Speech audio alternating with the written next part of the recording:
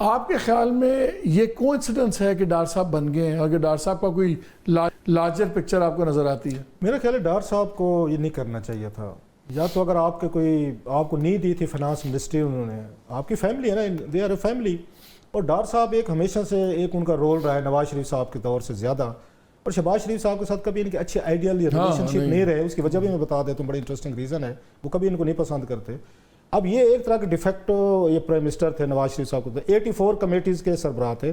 یہاں پہ داتا دربار اور یہ بری امام صاحب جو ہیں، ان کی بھی دیگوں کی دیکھ بھال جو ہے نا وہ یہی کرتے تھے، ابھی بھی شاید کرتے ہیں میرا خیال ہے.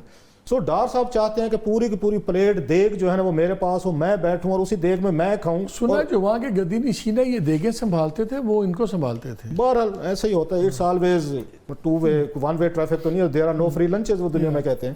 سو ڈار صاحب جو ہیں اب ان سے شہباز شریف صاحب کیوں خوش نہیں، کبھی کمفرٹیبل نہیں رہے. انہوں نے اس لیے ان کو فنانس منسٹر بھی وہ لے کر نہیں آئے، بعد میں جو بھی انہوں نے وہ کام کیا مفتاح صاحب کو ہٹایا، وہ علیحدہ کام. اس میں دوست بھی شکر ہے نہیں. اب اس کی ریزن کیا ہے؟ ریزن بڑی مزے کے، شہباز شریف صاحب ان کو کیوں نہیں پسند کرتے اور کبھی نہیں کریں گے. وہ یہ ریزن تھی کہ جب ڈار صاحب تھے نیب کے پاس تھے، ان کو نیب نے اٹھایا تھا 12 اکتوبر کی کو کے بعد، انہوں نے جنرل اسد امجد کے ساتھ نیب چیئرمین کے ساتھ ایک ڈیل کی تھی، پارڈن ڈیل کی تھی. اور ان کو اٹک سے لے کے وہ لے گئے تھے لاہور، مارچ 2000 کی میں بات کر، لاہور میں گئے اور انہوں نے وہاں پہ جنرل صاحب کے ساتھ ان کے دفتر میں بیٹھ کے ایک سیٹلمنٹ کہیں، ڈیل کہیں، پارڈن. ہینڈ ریٹن نوٹ بڑا لمبا ہے. اب ہینڈ ریٹن نوٹ میں ایک چیز ہے جو شہباز شریف صاحب کے بارے میں جو انہیں پسند نہیں ہے کہ وہ صرف ڈار صاحب کو پتا تھا یا پھر شہباز شریف صاحب کو پتا تھا. تو شہباز شریف صاحب نے وہ آپ کو یاد ہو 42 پیجز کا ہینڈ ریٹن بڑا لمبا نوٹ ہے. اس میں ان کا یہ خیال تھا شہباز شریف صاحب کا کہ ڈار صاحب اگر چاہتے یہ ایک لائن جو ہے نا یہ چھپا سکتے تھے، نہ لکھتے، کسی کو نہیں پتا تھا. کیا لائن تھی؟ ہے یہی تو راز ہے نا، اسی طرف میں آ رہے تو صبر کریں نا. وہ کہتے ہیں کیوریاسٹی کلز اے کیٹ. تو انہوں نے کہا جناب یہ چاہتے اگر ایک لائن جو ہے یہ نہ ڈالتے تو میری بچت ہو سکتی تھی. میری اس طرح کی انہوں نے مجھے ڈس ریپیوٹ کیا ہے. یہ بات کر رہا ہوں مارچ 2020 کی، یہ 24 سال پرانی کہانی ہے. وہ لائن یہ تھی کہ جب یہ اس وقت منی لانڈرنگ کے انتظامات ہو رہے تھے، قاضی فیملی کے پاسپورٹس لیے جا رہے تھے، ادھر سے لیے جا رہے تھے، پھر لاہور میں اکاؤنٹ کھلوائے جا رہے تھے، تو شہباز شریف صاحب نے ان کو ایک پاسپورٹ دیا تھا. وہ ایک اس عرب خاتون کا تھا، نام بھی لکھا ہوا ہے اس میں، جا کے پڑھ لیجیے گا. انہوں نے وہ ان کو دیا کہ اس پہ جائیں، اس کے نام پہ بھی پیسے جو ہے نا آپ کر کے ٹرانسفر کروائیں، منی لانڈرنگ کروائیں. اب جب وہ نام سامنے آیا ڈار صاحب کے، اس کی وجہ سے خاتون کا پاسپورٹ ہے، شہباز شریف صاحب دے رہے ہیں. اب گھر والوں کو پتہ چلتا ہے، آپ کو پتہ ہے، بس ہم سارے اس کے وکٹم ہیں کہ جناب یہ کون خاتون تھی، کدھر سے آئی، کیسے آئی، اس کا پاسپورٹ ہی کیوں آیا، اس کے نام پہ پیسے کیوں جا رہے تھے. سو ڈار صاحب سے آج تک شہباز شریف صاحب اس بات پہ ناراض ہیں کہ اس بات کا پتہ فوجیوں کو تو نہیں ہو سکتا تھا، جنرل امجد کو بھی نہیں ہو سکتا، قاضی فیملی کا آپ نے بتا دیا، فیئر انف. آپ کو کیا پڑی تھی کہ آپ نے ایک اس عربی خاتون کے پاسپورٹ کی ڈیٹیل بتائیں کہ مجھے شہباز شریف نے پاسپورٹ دیا تھا اور میں نے جا کے اس پہ منی لانڈرنگ کری اور میں نے کیسز کھولے.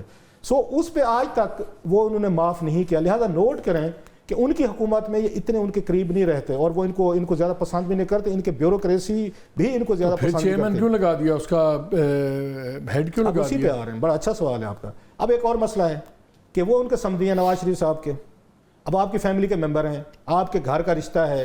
اب ڈار صاحب اس پوزیشن، کیونکہ ساری عمر ڈار صاحب نے ان کے اکاؤنٹس ہینڈل کیے ہیں، جو دنیا میں اچھا برا کیا ہے نا ہمارے بڑے میاں صاحب کے، مطلب بڑے میاں صاحب، اگر نواز شریف صاحب کی بات کر رہا ہوں، انہوں نے جو اچھا برا دنیا میں کیا ہے، نیک کام کیے ہیں، سارے اچھے کیے ہیں، وہ سارے کا حساب کتاب جو ہے نا وہ ان کے پاس ہے. جیسے بینظیر بھٹو صاحب اور آصف علی زرداری صاحب کا جان جو تھی نا طوطے کی جان، وہ کس میں تھی؟ وہ رحمان ملک صاحب میں تھی. یاد ہے آپ کو؟ رحمان ملک صاحب اچھا کریں، برا کریں، کالا کریں، چٹا کریں، نیلا پیلا کریں نا، ان کو سارے 7 خون معاف تھے. اگر اللہ ان کو جنت میں جگہ دے، بڑا اچھے تعلق تھا. میں پولیٹیکل بات کر رہا ہوں، ان کے معاملے پہ سارے بے باس ہے. یوسف رضا گیلانی صاحب پرائم منسٹر تھے، وہ رحمان بابا سے ڈرتے تھے، یہ ہمیں سب کو پتہ ہے، آپ کے سامنے ہی. وہ ان کی طرف دیکھ کے بات کرتے تھے کہ یہ ناراض نہ ہو جائیں. ایون زرداری صاحب جو ہیں وہ ذرا تھوڑا دبے کے بیٹھتے تھے. بینظیر بھٹو صاحب جو ہے رحمان ملک صاحب کو ٹاپ پہ رکھتے. ریزن کیا تھی کہ سارے اکاؤنٹس جو تھے، ویلنگ ڈیلنگ، پیسہ منی ساری ان کے پاس تھے. لہٰذا رحمان ملک صاحب جو ہیں آپ کے دوست ہونے چاہیے، دشمن. ابھی بھی آپ کے ساتھ ایک چھوٹی خبر شیئر کروں، ویسے ویل انفارمڈ ہے کہ رحمان ملک صاحب کو سینیٹر نہ بنانا، ان کو پیچھے کرنے کے ون آف دا ریزنز یہی تھی کہ زرداری صاحب اور ان کے درمیان ان ایشوز پہ بھی تھوڑے سے بات ہو رہے تھے، بھی کہاں فنڈ تھے، کدھر بینک اکاؤنٹ تھے، نہیں تھے. So coming to the Dar صاحب ایپیسوڈ، سو ڈار صاحب کی بھی وہ طوطے کی، وہ نہیں ہم یہ پڑھتے تھے بچپن میں فوک کہانیاں کہ فلاں شہزادی کی جان جو ہے یا بادشاہ کی یا اس کی طوطے میں تھی. تو بعض لوگوں کی جان جو ہے نا یہاں لگانے سے پورا گورنمنٹ کا ایک بہت بڑا امپورٹنٹ حصہ جیپٹائز ہو سکتا ہے. یہ معمولی اپوائنٹمنٹ نہیں ہے. یہ بات جو آپ کو ہمیں سمجھ آ رہی ہے، آپ کا کیا خیال ہے؟ ان کو سمجھ نہیں آ رہی تھی. انہیں یہ سوچنا نہیں چاہیے. سب سے بڑا قصور اگر مجھ سے پوچھیں، ڈار صاحب یا تو وزارت نہ لیتے، ڈٹ جاتے جی میں وزیر خزانہ بننا, نہیں بناتے تو میں کچھ نہیں بنتا. اگر فارن منسٹر میں چلے گئے, اس وقت پاکستان کو زیادہ سیریس سے آپ کو چیلنج ہے فارن فرنٹ پہ. مان لیا کہ اکانومی کا بڑا گہرا تعلق ہے فارن آفس سے, آپ ریلیشن شپ بہتر کریں, دنیا سے انویسٹمنٹ بھی لا سکتے ہیں, آپ کا تجربہ بھی ہے, ملکوں کو قائل بھی کر سکتے ہیں. انڈیا نے ابھی مانا ہے, انڈیا نے مانا ہے کہ اس نے ہمارے اندر بندے مارے ہیں پاکستانی. مجھے فارن منسٹر کی نظر نہیں آئے, وہ ذرا ادھر وہ ادھر والے پرائیویٹائزیشن کا کام کر رہے ہیں. میرا یہ خیال ہے ڈار صاحب جو ہیں وہ انہوں نے پہلے بھی پرابلم پیدا کی, IMF کی ڈیل کو ڈیلے کیا تھا انہوں نے, جس کی وجہ سے ڈالر 220 پہ رک سکتا تھا. مفتاح صاحب اگر ستمبر میں ڈیل وہ کر لیتے, انہوں نے 6 مہینے ضائع کرنے کے بعد پھر مارچ میں جا کے ڈیل کی, ڈالر آپ کا 300 روپے سے اوپر چلا گیا تھا. اور پتہ اس کا کیا جواب دیا تھا ڈار صاحب نے, یو ریمبر, کہ ڈالر 300 سے اوپر کیوں گیا جب بعد میں 280 پہ لے کر.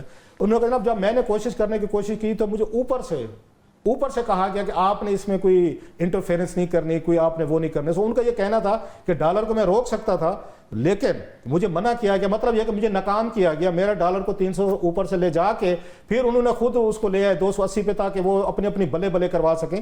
ڈار صاحب, is he part of the problem, part of the solution? دیکھیے, وہ فائنانس منسٹر بنے نہ بنے لیکن وہ فورن منسٹر نہیں ہونے چاہیے تھے. مظہر نے تو بالکل ہی ختم کر دیا. مظہر نے دونوں نوکریاں لے لی, ظالم آدمی ہے مظہر. سیدھی سی بات یہ ہے کہ آپ فائنانس منسٹر کے جو بھی کنسیڈریشن ہے آپ نے نہیں کنسیڈر کیا, پریشر ہوگا, جو کچھ بھی ہے, اگر وہ جو ان کی ایکسپرٹیز ہیں ان کے نقطہ نظر سے وہ فائنانس میں ہیں, وہ فورن منسٹری میں کیا کریں گے؟ تو ایسا لگتا ہے جیسے آپ نے زبردستی کسی شخص کو رکھنا ہی ہے. یہ سب سے بڑا کوسچن مارک ہے. دیکھیے, جب مفتاح اسماعیل تھے, مفتاح اسماعیل کا میرے نقطہ نظر سے اسحاق ڈار صاحب اور مفتاح اسماعیل میں مجھے جو واحد فرق نظر آیا وہ یہ کہ مفتاح اسماعیل کے ساتھ کوئی ایکسس بیگیج نہیں تھا, اور مفتاح اسماعیل کے اس پورے ٹینیور میں آپ دیکھ لیں کہ وہ کہیں بھی پارٹ آف دا پرابلم نہیں نظر آ رہا. لیکن مفتاح اسماعیل پھر بھی پولیٹیکلی سواف تھا, وہ نہیں بچ پایا. تو یہ اورنگزیب صاحب تو بالکل پولیٹیکلی سواف نہیں ہے, یہ تو بینکر اٹھ کے آگے ہیں, اور ان کی واحد پروٹیکشن یہ ہے کہ یہ رمدہ صاحب کے داماد ہیں تو فیملی لنکس ہیں, وہی ایک بچت ہے, لیکن وہ پولیٹیکل بچت تو نہیں ہے. ایک حد تک یہ ایک ٹیفلون کوٹنگ ہے نا. اب آپ یہ دیکھیں نا کہ ڈار صاحب کیا کیا کام کرتے ہیں. یعنی فائنانس کو تو چھوڑ دیں, فائنانس میں جو انہوں نے وہ کیا وہ اس پہ دو رائے ہیں. وہ نواز شریف یا مسلم لیگ کے نون کا کوئی بھی پولیٹیکل وہ ہوتا ہے, معاملہ ہوتا ہے, اپوزیشن پارٹی سے ملنا, اس میں بھی ڈار صاحب موجود ہوتے ہیں. تو ایسا لگتا ہے کہ مسلم لیگ نون کے اندر وہ چاہے کوئی بھی وجہ ہو لیکن وہ ان کو ایک یوٹیلیٹی پلیئر کے طور پہ سمجھا جاتا ہے. لیکن کوئی کوالیفیکیشن وائز اگر دیکھیں تو ڈار صاحب سے پوچھ لیں نا کہ وہ فورن منسٹری میں کیا کریں گے, ان کا فورن منسٹری کا وہ کیا ہے, ویژن کیا ہے فورن منسٹری کا. تو میرے نقطہ نظر سے فائنانس کے معاملات میں دو رائے ہو سکتی ہیں. انہوں نے جو 16 مہینے میں مفتاح کے بعد کام کیا وہ بہت زیادہ ان پاپولر ہو گئے, لہذا بہتر یہ تھا کہ ان کو کچھ عرصے کے لیے بالکل سین سے آؤٹ کر دیا جاتا. جو انہوں نے پرائیویٹائزیشن کمیشن کی کمیٹی کی صدارت لی, اس کو ہیڈ کر رہے ہیں, کیا یہ پرائیویٹائزیشن پروسیس کو تیز کرنے کے لیے لی کہ فائنانس منسٹر کو آہستہ کرنے کے لیے؟ میرا خیال ہے اس میں انٹرفیئرنس کے لیے تھی. دیکھیے, وہ چیزوں کو کہیں سپیڈ اپ کرنے کی کوشش کریں گے, کہیں ڈیلے کرنے کی کوشش کریں گے. اصل مسئلہ تو بیسک گورنمنٹ کی پالیسی یا اس وقت جو آپ کی بنی ہوئی ہے کمیٹی, اس کی پالیسی کے جی پرائیویٹائز کرنا ہے, کتنی سے ہوگی. لیکن جہاں ان کو نہیں ہونا چاہیے وہاں ان کو رکھ دیا کاؤنسل آف کامن انٹرسٹ میں, اب اور جس کو ہونا چاہیے اس کو نہیں رکھا. تو میرا خیال ہے گورنمنٹ اپنے ڈیسیجن اس حوالے سے کر نہیں پا رہی. کہیں نہ کہیں انہیں لگتا ہے شہباز شریف کو کہ اسحاق ڈار کو کہیں نہ کہیں ایڈجسٹ کرنا ہے, چاہے وہ کرنا چاہ رہے ہوں یا نہیں کرنا چاہ رہے ہوں.